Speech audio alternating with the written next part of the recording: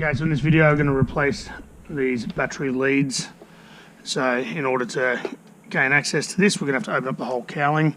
But we'll begin by removing these two screws at the back using a Phillips head screwdriver.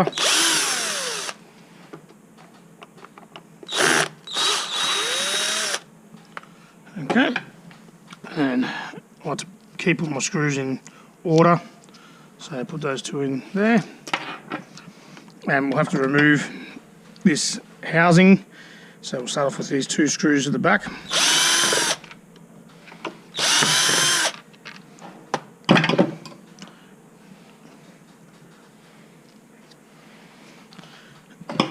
And then removing these screws from the side here also.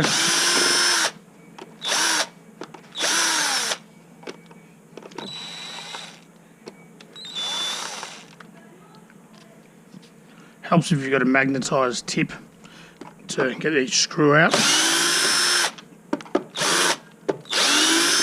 Again, keeping them in order because they are different size screws, so you know what screw belongs at what area.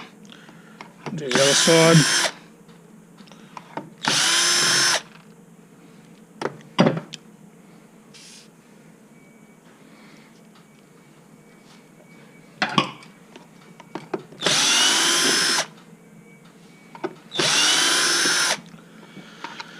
Get those two out, and then there's just two more up the top. You don't need to remove this middle one, so I might put this fourth wheel at the back, and then one screw there, and the second here. Keeping that one in, you don't need to remove that one. And we'll just put them into the foam. Next up, you can see the whole cowling can be disconnected now, so we'll get this motor controller off. Just 4 screws on the outer, 3 and 4, and then just putting them into the foam as well.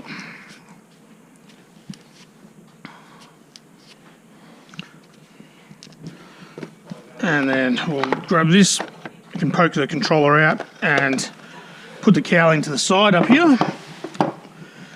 So then we'll gain access to the lead, so I need to remove these 4 screws from the casing here. So undo 1, 2,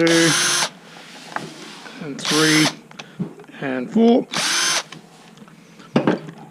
And basically put that to the side, keeping all the screws together, and using a pair of needle nose pliers, we'll just disconnect the positive and negative battery leads from the motor controller.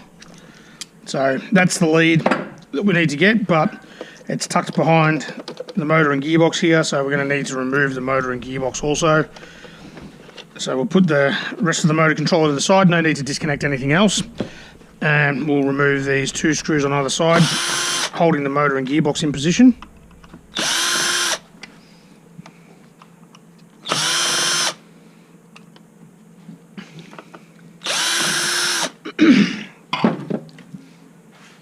And again, just putting these into the foam just so we know what order they belong in. And that way we can pull the motor and gearbox out of the housing and just place that on a table to the side. So again, this is the lead that we need to replace. We'll have to remove this bracket here, which has got another 4 screws, so remove these 4. Now this goes in a particular way, you can't put it in the opposite way, so you need to remove this, and I just keep it in the same position with the screws there so that when you put it back together you know which position to put it back in. And finally there's one more screw down the bottom here, so using a magnetised tip you can unscrew it and hopefully it'll just catch on.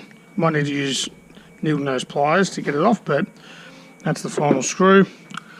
And now down here, you can pull this away and remove the entire lead by just pulling it through the housing like that. Then to fit, put the replacement through, feeding it through, and this point going through here, you need to slide that in. And at this point I'll put those 2 screws that we pulled out originally, I'll put them into position. So one here.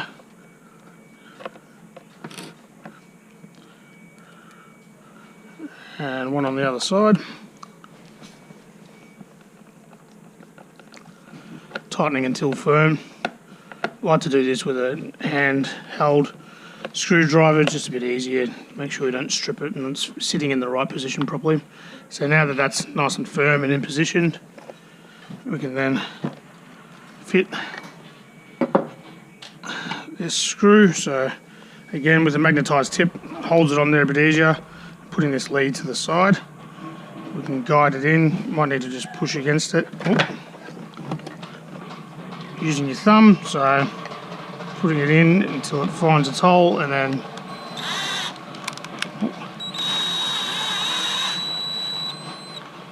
until fastened, and then we'll work on just reassembling everything. So put the cable to the side here, just tucking it out of the way so it doesn't get caught up with anything.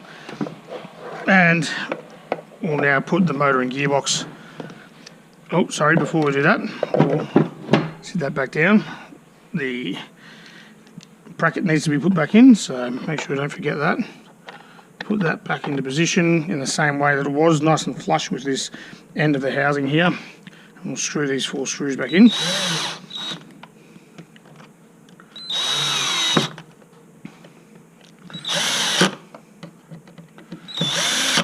Okay, so that's the bracket back into position, and now we can go with the motor and gearbox. So again, just making sure that these wires are all out of the way, they're not going to get squashed or anything like that from the motor and gearbox. And you can see that they're just fed through there and they're not caught up on anything. One of these motors is, one of the motor negatives has become disconnected, so we'll just reconnect that. Make sure that's in firm. And then we can reconnect this lead also. So we'll go with the positive and negative here.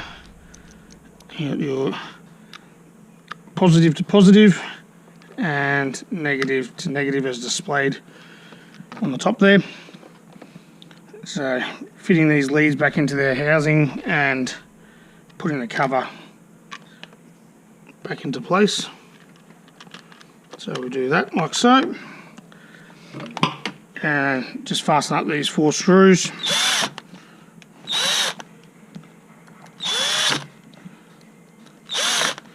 Okay, it's all firm. So that's all back together nice and neat. And we'll now fasten the gearbox to the housing. So 2 screws on either side.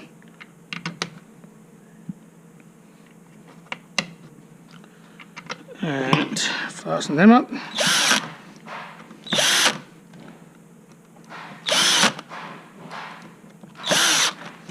Okay, so now that we've got all them back together, we can start to put the cowling back into position. So feeding the motor controller through the cowling, we can sit that into place, and we can fasten that motor controller back into the cowling. So just the 4 screws.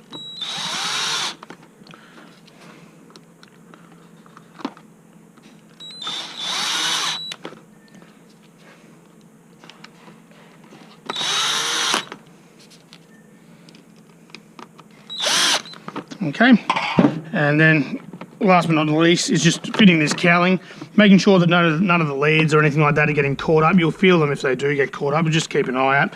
And then also just making sure that this bracket is tucked away properly when reassembling. Okay, so we'll start off up the top here with these 2 screws, put them into position and we'll fasten them.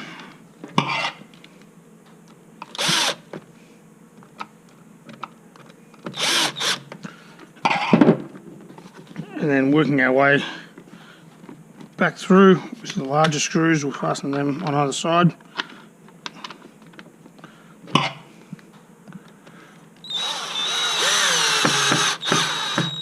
Keeping the drill on a lower torque setting, prevent it from stripping the screws through any of the plastic housing.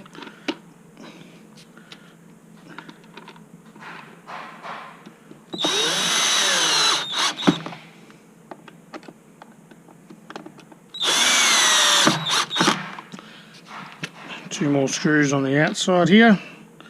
on either side.